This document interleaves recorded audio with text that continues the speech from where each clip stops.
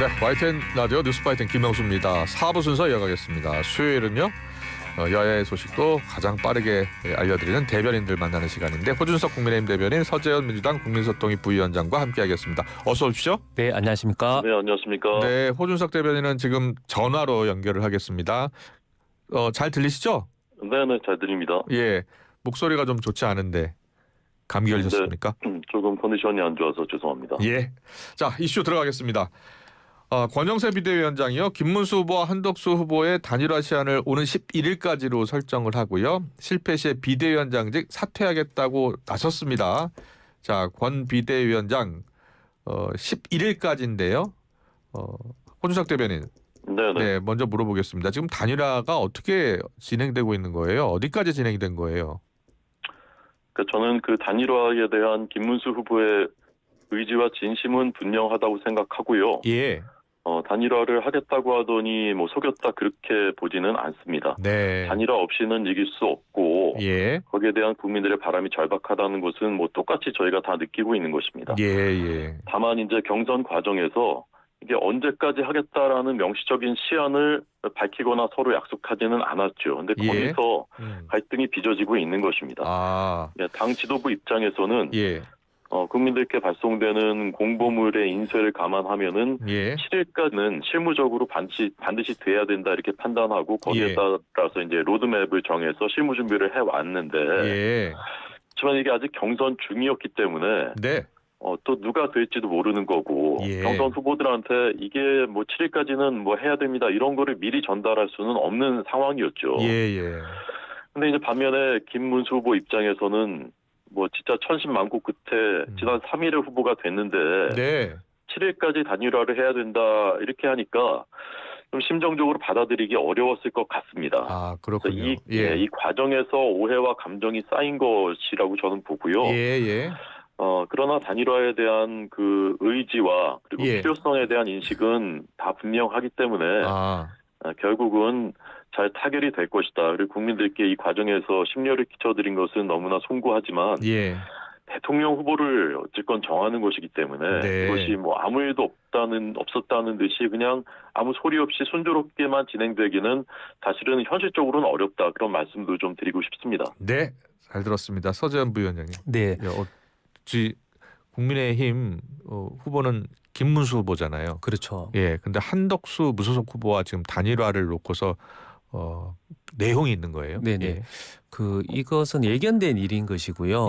사실 권영세 비대위원장은 국민의힘 비대위원장이잖아요. 무소속 비대위원장이 아니지 않습니까? 그러면 직책과 역할이 있으면 김문수 후보가 아무리 부족하고 좀 이재명 후보에게 지는 것이 이제 기정사실하더라도 그 장점을 극대화하는 노력을 해야 되는 것인데 그 찬물을 끼얹는 것이다. 그래서 저는 권영세 비대위원장도 어떻게 보면 해당 행위적인 발언을 계속 하시는 거고 김문수 후보 측 입장에서도 비난할 자격이 없다. 왜냐하면 그 국민과의 약속이잖아요. 당원과의 약속.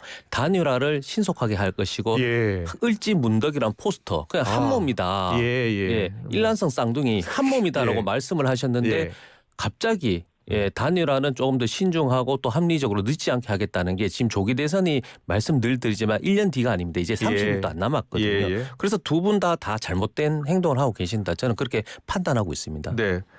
서재현 부위원장께서는 그렇다면 김문수 후보가 경선 때는 본인이 후보가 되면 먼저 한덕수 후보에게 단일화를 제안할 것이라고 했는데 계속 늦어졌던 거 아니에요. 오늘 오후 6시 만나기로 했습니다만 그 이유는 어디에 있다고 보세요?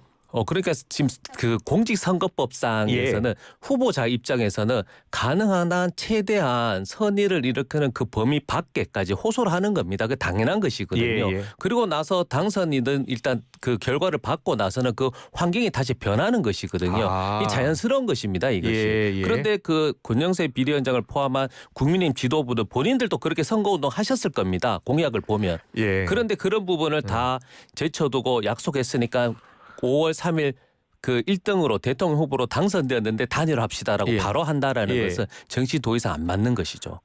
경선용하고 후보가 돼서 후보용하고 달라지는 거예요? 그러니까 달라진다는 게 큰 틀에서는 단일화는 하겠다. 그러나 그 방식과 그 어떤 논의에 대해서는 김문수 후보가 주도적으로 하겠다는 것이고 권영세 비대위원장을 포함한 지도부는 이것은 국민의힘의 공당이기 때문에 본인들이 하겠다는 것이잖아요. 그러니까 큰 틀의 약속, 즉 대구에서 서울까지 가겠다라는 약속은 맞는데 김문수 후보는 KTX를 타겠다는 것이고 권영세 비대위원장을 포함한 지도부는 버스 타고 가자 함께 경치도 보고 그게 다른 거예요. 네. 알겠습니다. 잘 들었고요. 호 대변인 들리시죠? 네. 그런데 김문수 후보 입장에서는 당이 이제 자신을 끌어내리려 한다라고 생각하고 있고 그러면서 어제 선거 일정도 전면 중단했잖아요. 김 후보 입장에서는 본인이 국민의힘 후보인데 국민의힘 지도부가 내 편을 드는 것 같지 않다라고 생각할 수 있을 것 같아요.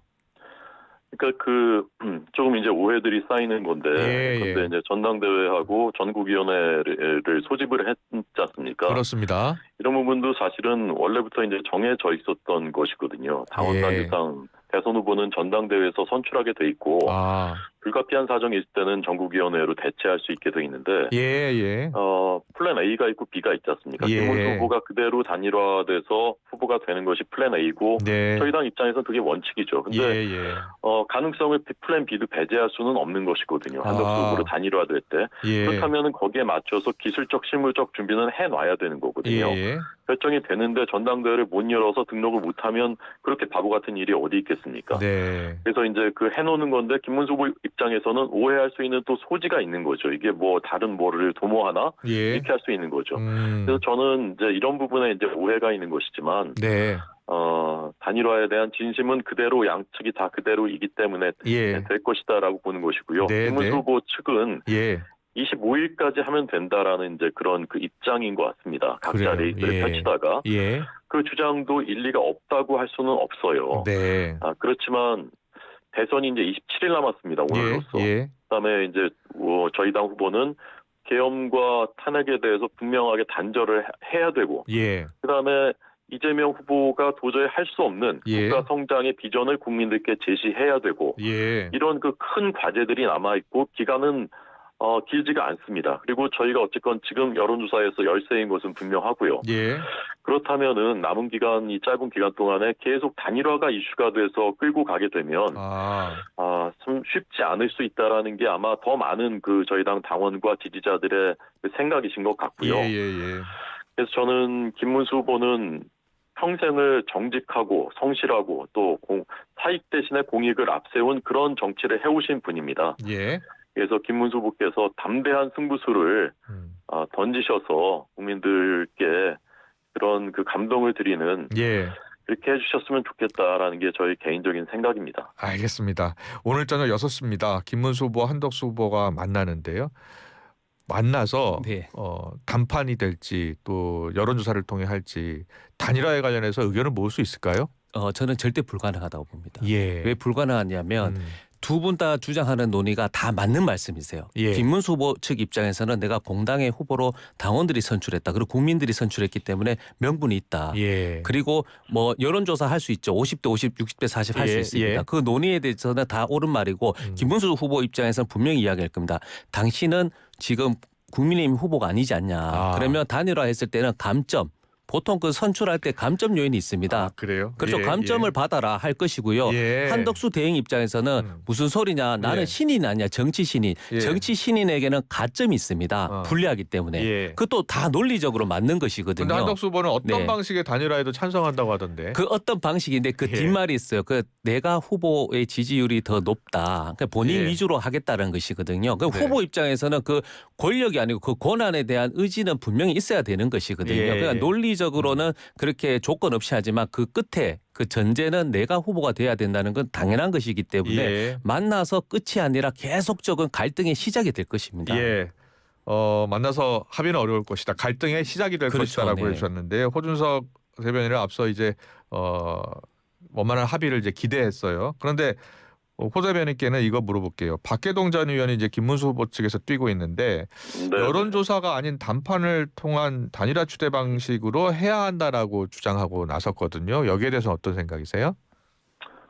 박계동 전 의원의 입장이 김문수 후보의 입장과 일찌 같을 거라고 저는 생각하진 않고요.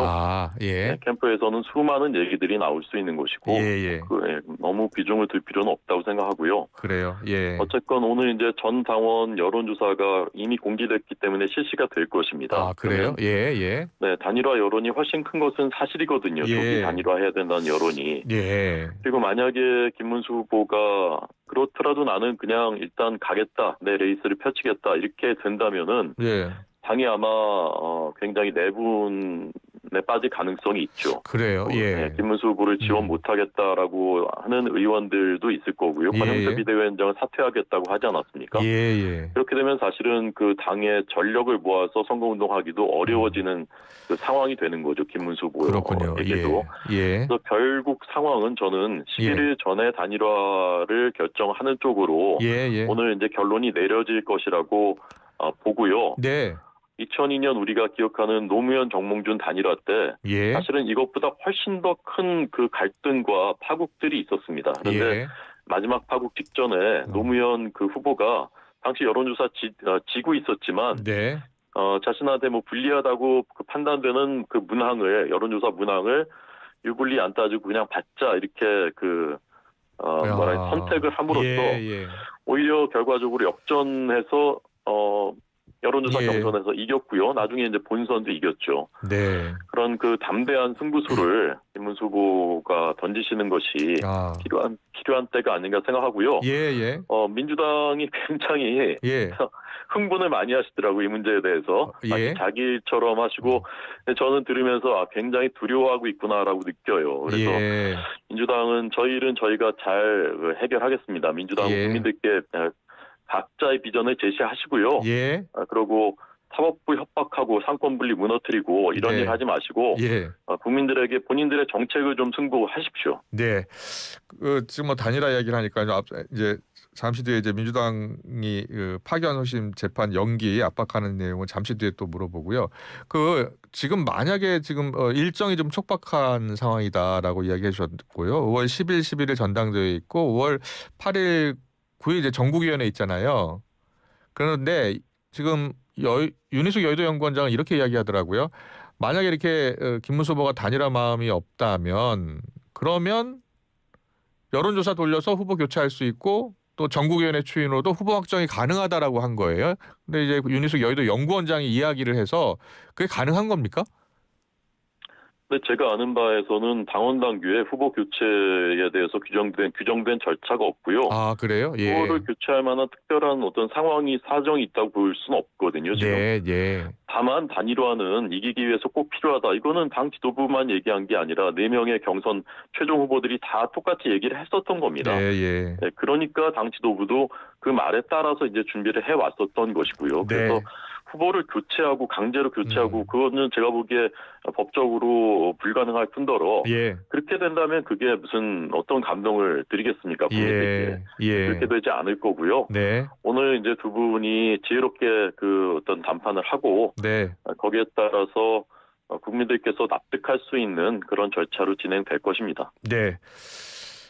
서재원 부위원장께서는 어떻게 예상하세요? 만약에 국민의힘이 만약에 김문수 후보와 한덕수 후보가 단일화에 합의하지 못하고 시간이 계속 간다면 국민의힘에서 후보 교체도 할 것 같습니까? 후보 교체를 할 수는 없죠. 왜냐하면 그래도 제2 뭐 야당이라고 해야 되나? 지금 의석수가 100석이 넘지 않습니까? 그런데 대통령 후보 물론 본인이 자당에 배출한 대통령 잘못으로 조기 대선했지만 후보를 안 낸다는 것은 또 정당의 또 존재 이유가 또 부정되는 것이거든요. 그렇기 때문에 지금 그 규칙 사유가 있으면 원래 후보를 내지 않는 것을 또 어겨서까지 이렇게 후보 내는 이 상황에서 후보를 교체한다는 건 말이 안 되는 것이고요. 특히 김문수 후보의 시간입니다. 지금은 당원들의 선택에서 이게 후보로 결정이 났기 때문에 본인은 25일까지 단일화하면 되는 것이거든요. 그래서 한덕수 대행께서도 굉장히 지금 쫓기는 시간이기 때문에 저는 이게 계속적으로 그 언론의 그 중심에 설 수밖에 없다 이렇게 생각합니다. 알겠습니다. 오늘 오후 6시인데요. 과연 어떤 합의가 나올지 주목이 됩니다. 이번엔 민주당 이야기 해보겠습니다. 지금 사법부를 향해서 이재명 후보 파기환송심 재판 지금 대선 이후로 연기하라라고 최후통첩 보낸 거잖아요. 그 그렇죠. 연기 시한 12일까지 밝히라는 거예요. 네, 맞습니다. 예. 그래서 지금은 사실 그 유권자의 시간이잖아요. 예. 국민의 선택의 시간이고 예. 그래서 헌법에서도 116조에 보면 이제 선거 기간의 균등한 기회 보장. 그래서 선거 기간에는 그 예. 데시벨 정해서 고성이라고 하는 그런 것까지 허용이 되는 것은 네네. 국민들에게 최대한 알 권리를 보여주고 후보자를 선택하라는 권리거든요. 예. 그렇기 때문에 이 부분은 이재명 후보뿐만 아니라 다른 후보에게도 동일하게 적용돼서 재판도 연기한다. 보통은 뭐 일반인들도 뭐 여러 가지 개인적인 일정으로 인해서 재판은 연기할 수 있는 것이거든요. 그런데 네. 하물며 대선 후보인데 그 짧은 기간에 무려 5일 동안 또 그리고 6월 3일 당일에도 선거 재판 기일이 잡혀 있다는 것은 네. 좀 불공정한 걸 떠나서 헌법 정신에도 위배되는 것이죠. 그래요? 네. 예. 그래서 지금 일단 조희대 대법원장을 비롯해서 대법관도 탄핵을 검토하는 거예요? 그렇죠. 왜냐하면 저 정상적인 탄핵은 탄핵을 하고도 남을 사항이다. 그러나 예, 지금은 예. 조기 대선 특히 국민들이 불안해하시잖아요. 그리고 지금은 대통령 뽑을 시간이기 때문에 우리 민주당도 그렇고 이재명 후보도 더욱 더 신중해야 될 필요성이 있고 국민들에게도 이런 조희대 대법원장의 어떤 잘못된 행동에 대해서도 홍보할 시간이 있기 때문에 예. 홍보할 시간을 주고 조희대 대법원장 자체가 계속적으로 기존의 헌법을 위배가 아니고 헌법을 악용한 사례가 계속적으로 이어진다면 예. 탄핵할 수밖에 없다고 저는 봅니다. 그래요? 네. 예. 자, 호주석 대변인은 어떻게 보고 계세요? 탄핵은 우리 마음에 안 들고 예. 우리 말을 안 들어준다고 해서 할 수 있는 게 아닙니다. 예. 헌법과 법률을 중대하게 위반했을 때 할 수 있다고 헌법에 명시가 돼 있는 건데 그냥 떡 먹듯이 그거 어기면서 지금까지 민주당이 해왔죠. 탄핵을 정말 해야 될 사람들이 있다면 1년 안에 선거법 사건은 판결을 반드시 하도록 공직선거법에 돼 있는데 예. 그 법을 어긴 판사들이 있죠. 그 예. 판사들은 혹시 탄핵 소추의 사유가 될 수 있을지 모르겠지만 예.